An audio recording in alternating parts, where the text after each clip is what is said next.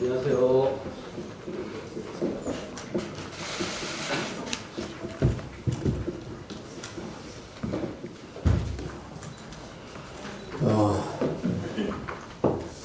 LG의 회장이시고 부자경 회장이 돌아가셨습니다. 잠깐만. 제 181차 최고위원회 회의를 시작하겠습니다.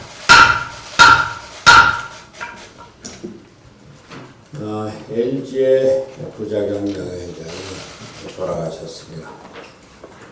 한국 전자산업의 선구자로 가전제품의 세계화를 이끌고 그렇게 해서 LCD, OLED 등 디스플레이 산업을 세계 최고의 산업으로 발전시키는 발판을 이루는 것입니다. 저로서는 특히 경기도지사 때 8주의 디스플레이 단지를 만들어서 감회가 깊습니다. 며칠 전에 대우의 김우중 회장도 돌아가신 지금 기업인들이 의욕을 갖고 기업을 경영하고 세계로 뻗어나갈 개척 정신이 요구되고 있습니다. 정부도 시장을 중시하고 기업을 활성화시킬 방안을 더욱 적극적으로 강구하기 바랍니다. 재벌 총수답지 않게 소박한 삶을 살아오신 부자경 회장의 명복을 빕니다. 북한의 도발 수위가 날로 높아지고 있습니다. 지난 14일 북한 조선중앙통신은 국방과학원은 지난 13일 오후 10시 41분부터 48분까지 서해 위성발사장에서 또다시 중대한 시험을 진행했습니다. 이는 전략적 핵전쟁 억지력을 더 한층 강화하는 데 적용될 것이라고 밝혔습니다. 국내 안보 전문가들은 북한이 이례적으로 7분의 시험 기간을 공개한 것에 대해서 대륙간 탄도미사일 ICBM의 발사 가능성을 예측하고 있습니다. 북한이 미국 본토에 대한 직접적인 위협에 나선 것입니다. 미국도 최근 한반도 정세를 엄중히 받아들이고 있는 것으로 보입니다. 미국은 EP-3E 아리스, RQ-4 글로벌 호크, P-3C 오라이언 등 최신의 정찰기를 연일 우리 상공에 출격시키고 있습니다. 또 마크 에스퍼 미 국방장관은 지난 12일 중거리 미사일의 아시아 배치 가능성을 다시 언급하였고 13일 한 강연에서 북한이 핵무기들을 이미 갖고 있고 지금은 ICBM을 개발하려고 시도하고 있다 이렇게 밝혔습니다.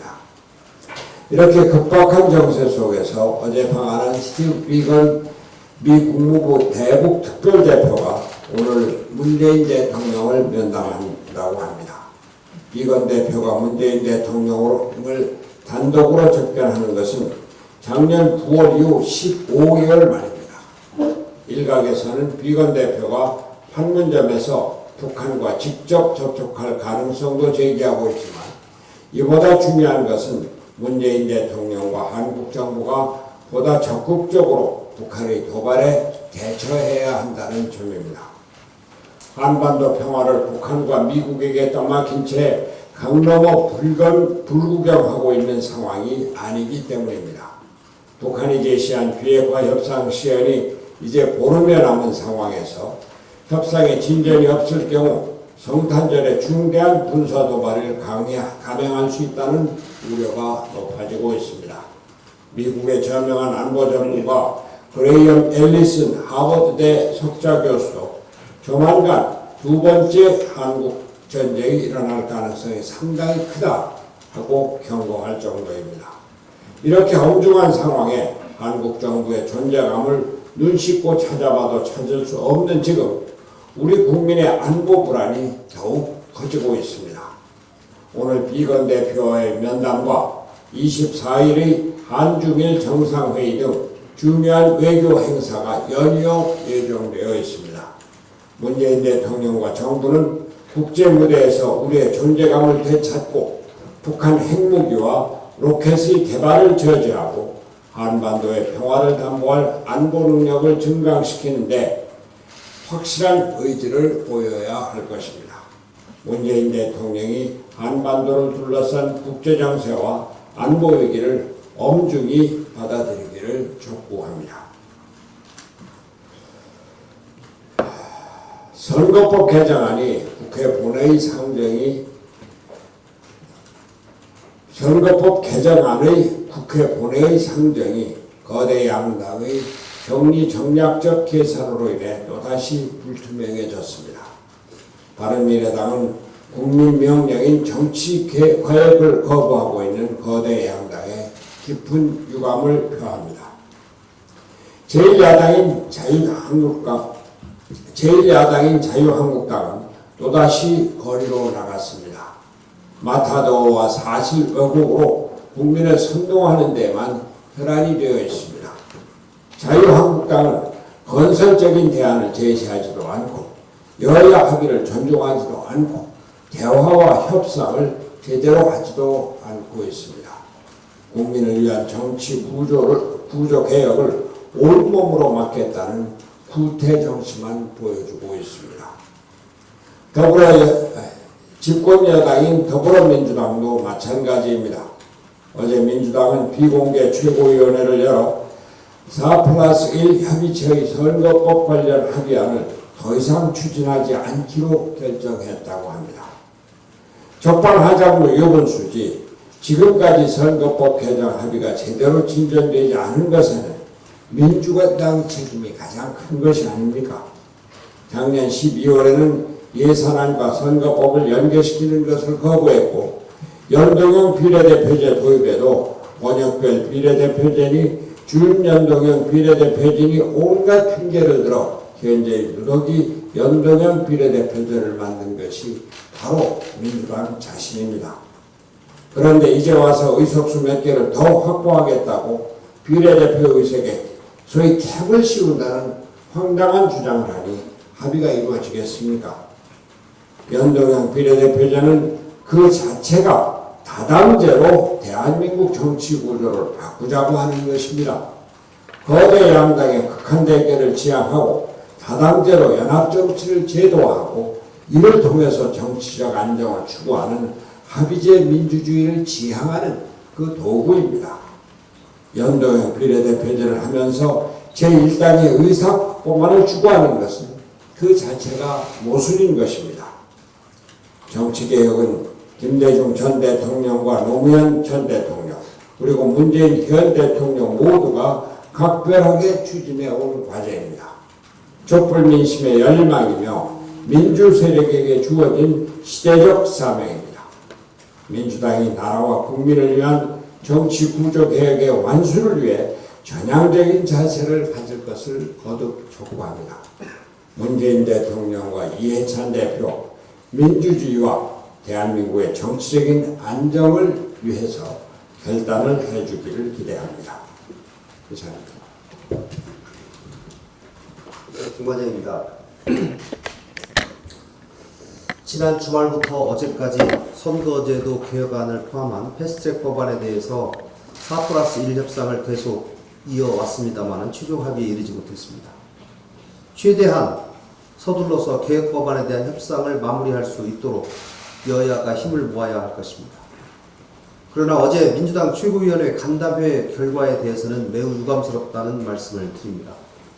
4+1 협의체는 한국당이 국회 운영을 거부하는 상황에서 함께 머리를 맞대고 해법을 모색해온 개혁 진영의 협상 파트너들이기도 합니다.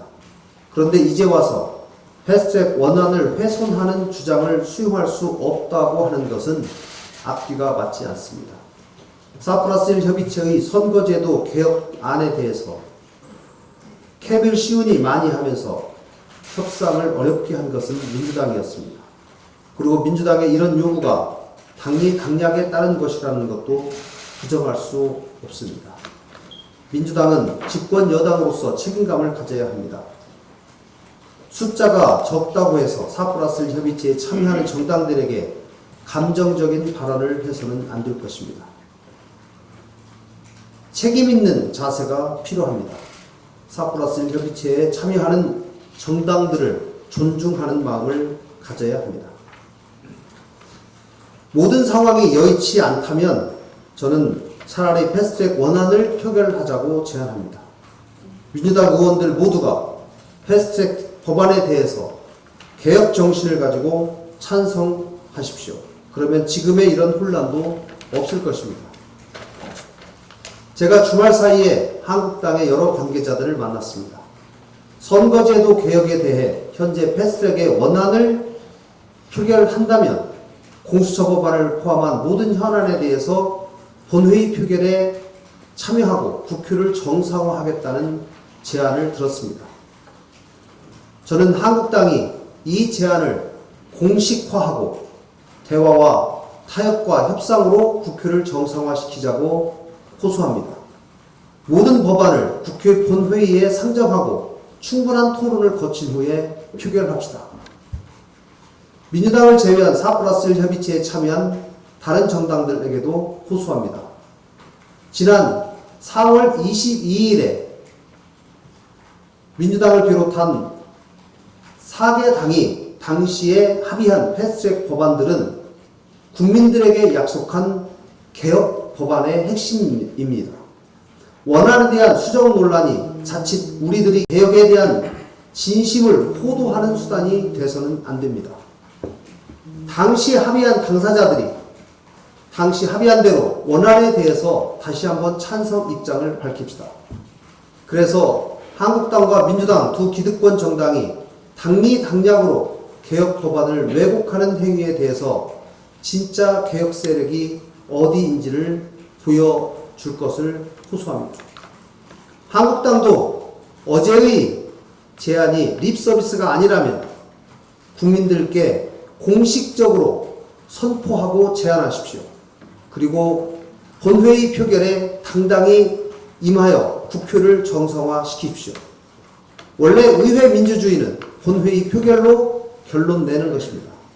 여야의 대성적인 판단 속에서 어지러운 정국을 서둘러 정리하고 민생을 위해서 정진하는 국회를 만들어 나갑시다. 이상. 정책위장 최희배입니다. 민주당과 한국당이 민심과 달리 과대 대표해온 국회를 민심 그대로 국회로 만드는 것이 선거제 개혁이고 연동형 비례대표제 도입입니다. 즉, 민주당과 한국당의 과대 대표를 줄이고 그 외의 정당이 과소대표되어 온 것을 바로잡고 정상화시키는 것입니다. 그런데 연동형 비례대표제 도입이 누더기가 되어가고 있습니다. 작년 12월 15일 5당 합의부터 지난 4월 패스트트랙 안건 그리고 지난주 금요일 잠정 합의안까지 민주당은 앞장서서 선거제도 개혁을 퇴색시키고 있습니다. 민주당이 기득권을 지키려 하면 할수록 한국당을 대변한다는 것을 잊지 말기 바랍니다. 개혁은 자신의 기득권을 포기하지 않고는 이룰 수 없습니다. 민주당은 한국당과의 적대적 공생 관계를 깰 수 있는 기회를 놓치지 말기 바라며 지금이야말로 더 늦기 전에 용기 있게 개혁의 편에 서길 바랍니다. 지난 13일 대통령 직속 정책기획위원회는 혁신적 포용국가 미래비전 2045를 발표하는 자리에서 법인세와 부가가치세율 인상을 통한 중장기 증세 방안을 내놓았습니다. 재정 건전성이 OECD 최상위 수준이라고 자부하며 현실을 외면하던 정부가 증세의 필요성을 인식했다는 점에서 다행이라고 생각합니다. 그러나 소득 역진성이 강한 소비세를 올려 보편적 증세를 추진하겠다는 것을 보니 진정 서민을 위한 정책을 펼칠 의도가 있는 것인지 의심이 듭니다. 법률상 부가가치세의 납세 의무자는 재화와 용역을 공급하는 사업자지만 각 사업자는 거래 상대방에게 세금을 전가하기 때문에 최종 소비자가 세금을 부담하게 됩니다. 이때 소비자는 소득 수준이나 재산에 관계없이 동일한 세금을 부담하게 되므로 세율 인상에 따른 소득 역진성이 클 수밖에 없습니다. 즉 부가가치세를 올리면 결국 저소득층이 피해를 본다는 것입니다. 증세를 논하기 전에 더욱더 중요한 것은 지출 구조 조정입니다. 불효불급한 사업과 부처별 중복 예산을 정리하고 이미 진행 중인 사업이라도 실효성이 없으면 과감하게 폐지하고 직접 일자리 예산같이 밑빠진 독에 물 붓는 예산도 삭감하는 것이야말로 진정한 지출 구조 조정입니다. 지출 구조 조정을 제대로 한다면 증세에 상응하는 효과를 얻을 수 있습니다. 문재인 정부는 더 늦기 전에 용기 있는 지출 구조 조정에 나서기 바랍니다. 이상입니다.